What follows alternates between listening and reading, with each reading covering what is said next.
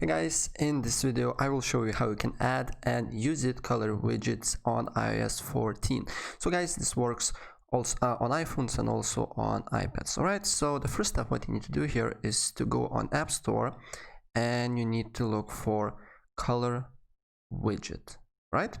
Color widgets, and it will be probably the first result, color widget, custom widgets for iPhone. You need to download this, and once you download it, you need to open.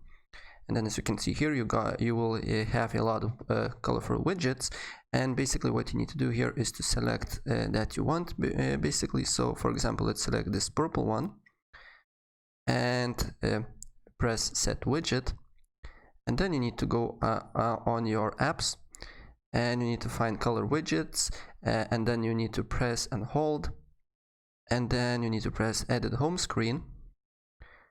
And as you can see here on a top right corner, there is a plus icon. You need to click on that.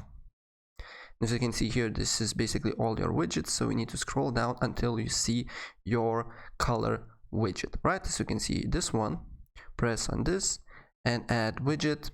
And as you can see here, this is the widget added to your basically home screen. And what you need to do here also, you can drag it whatever you want, and you can place it whatever you want also.